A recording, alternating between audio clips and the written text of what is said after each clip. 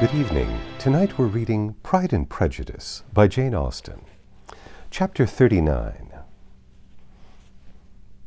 It was the second week in May, in which the three young ladies set out together from Gracechurch Street to the town in Hertfordshire, and as they drew near the appointed inn where Mr. Bennet's carriage was to meet them, they quickly perceived, in token of the coachman's punctuality, both Kitty and Lydia looking out of the dining-room upstairs. These two girls had been above an hour in the place, happily employed in visiting an opposite milliner, watching the sentinel on guard, and dressing a salad and cucumber. After welcoming their sisters, they triumphantly displayed a table set out with such cold meats as an inn larder usually affords, exclaiming, Is not this nice? Is not this an agreeable surprise? And we mean to treat you all, added Lydia. But you must lend us the money, for we have spent hours at the shop out there. Then showing her purchases, Look here, I have bought this bonnet. I do not think it is very pretty, but I thought I might as well buy one as not. I shall pull it to pieces as soon as I get home, and see if I can make it up any better. And when her sisters abused it as ugly, she added with perfect unconcern, Oh, but there were 2 or 3 much uglier in the shop, and when I have bought some prettier coloured satin to trim it with fresh, I think it will be very tolerable. Besides, it will not much signify what one wears this summer, after the regiment have left Meryton, and they are gone in a fortnight. Are they indeed? Cried Elizabeth, with the greatest satisfaction. They're going to be encamped near Brighton, and I do want Papa to take us there for the summer. It would be such a delicious scheme, and I dare say would hardly cost anything at all. Mamma would like to go too, of all things. Only think of what a miserable summer else we shall have. Yes, thought Elizabeth, that would be a delightful scheme indeed, and completely do for us at once. Good heavens, Brighton and a whole campful of soldiers, to us who have been overset already by one poor regiment of militia, and the monthly balls of Meryton? Now I have got some news for you, said Lydia as they sat down at the table. What do you think? It is excellent news, capital news, about a certain person that we all like. Jane and Elizabeth looked at each other, and the waiter was told he need not stay. Lydia laughed and said, That is just like you, your formality and discretion.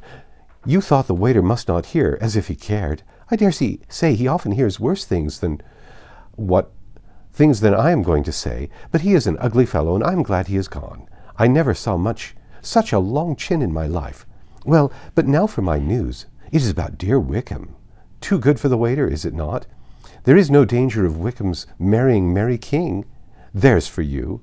She has gone down to her uncle in Liverpool, gone to stay. Wickham is safe. And Mary King is safe, added Elizabeth, safe from a connection imprudent as to fortune. She is a great fool for going away if she liked him. But I hope there is no strong attachment on either side, said Jane.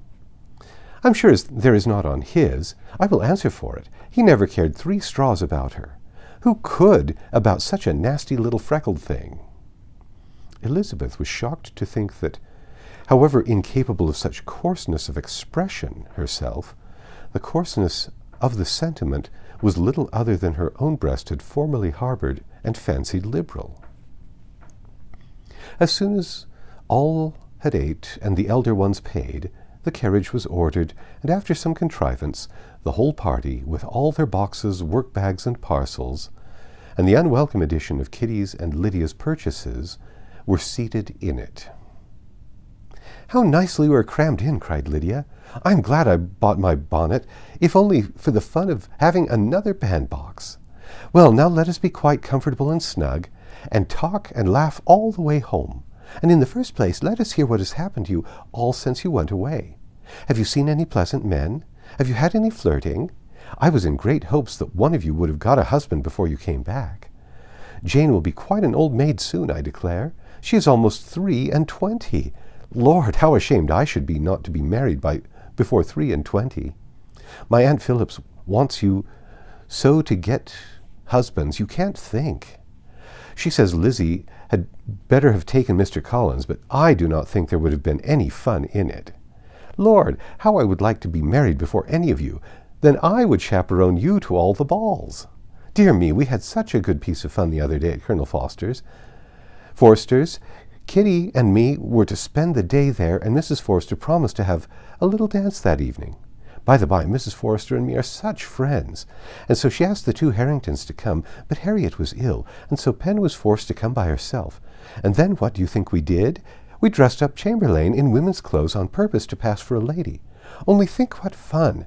Not a soul knew of it but Colonel and Mrs. Forster, and Kitty and me, except my aunt, for we were forced to borrow one of her gowns. And you cannot imagine how well he looked. When Denny and Wickham and Pratt and 2 or 3 more of the men came in, they did not know him in the least. Lord, how I laughed, and so did Mrs. Forster, and I thought I should have died. And that made the men suspect something, and they soon found out what was the matter. With such histories of their parties and good jokes, did Lydia, assisted by Kitty's hints and additions, endeavour to amuse her companions all the way to Longbourn. Elizabeth listened as little as she could, but there was no escaping the frequent mention of Wickham's name. Their reception at home was most kind. Mrs. Bennet rejoiced in seeing Jane in undiminished beauty, and more than once during dinner did Mr. Bennet say, voluntarily, to Elizabeth, "I am glad you are come back, Lizzie." Their party in the dining-room was large, for almost all the Lucases came to meet Maria and hear the news, and various were the subjects which occupied them. Lady Lucas was inquiring of Maria across the table after the welfare and poultry of her eldest daughter. Mrs. Bennet was doubly engaged, on one hand collecting an account of the present fashions from Jane, who sat some way below her, and on the other retelling them all to the younger Miss Lucases and Lydia, in a voice rather louder than any other person's. And Lydia, in a voice rather louder than any other person's, was enumerating the various pleasures of the morning to anybody who would hear her. "Oh, Mary," she said, "I wish you had gone with us, for we had such fun. As we went along, Kitty and me drew up all the blinds and pretended there was nobody in the coach, and I should have gone all the way if Kitty had not been sick, and when we got to the George, I do think we behaved very handsomely, for we treated the other 3 with the nicest cold luncheon in the world, and if you would have gone, we would have treated you too. And then when we came away, it was such fun, I thought we never should have got into the coach. I was ready to die of laughter, and then we were so merry all the way home. We talked and laughed so loud that anybody might have heard us 10 miles off." To this, Mary very gravely replied, "Far be it from me, my dear sister, to deprecate such pleasures. They would doubtless be congenial with the generality of female minds, but I confess they would have no charms for me. I should infinitely prefer a book." But of this answer Lydia heard not a word. She seldom listened to anybody for more than half a minute, and never attended to Mary at all.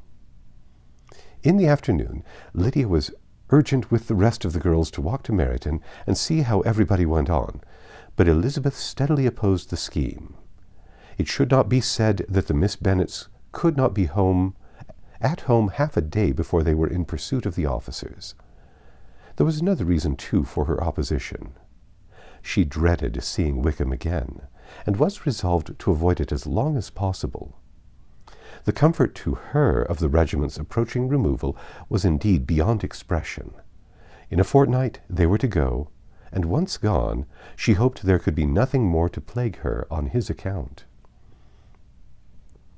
She had not been many hours at home before she found that the Brighton scheme, of which Lydia had given them a hint at the inn, was under frequent discussion between her parents. Elizabeth saw directly that her father had not the smallest intention of yielding, but his answers were at the same time so vague and equivocal that her mother, though often disheartened, had never yet despaired of succeeding at last. That's the end of chapter 39. Come back tomorrow and we'll read chapter 40.